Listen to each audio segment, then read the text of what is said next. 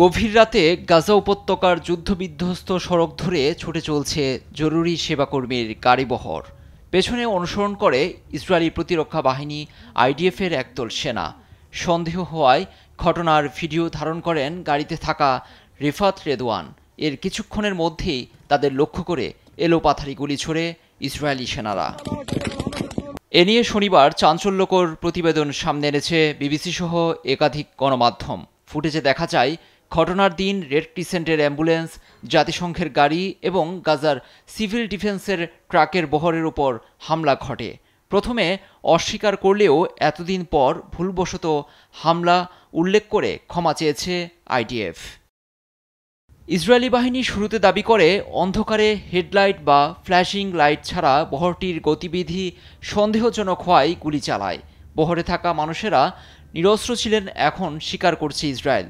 Palestine red crescent সোসাইটির প্যারাডেমিক Refat রেদওয়ানের phone থেকেই ঘটনার ভিডিওটি উদ্ধার হয়েছে।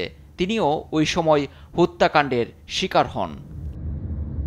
এখানেই শেষ নয়, 15 জন জরুরি সেবাকর্মীকে হত্যার পর বালিতে চাপা দেওয়া হয় তাদের মরদেহ। প্রমাণ মুছে ফেলতে পরের দিন সকালে গাড়িগুলোও সরিয়ে ফেলা হয়।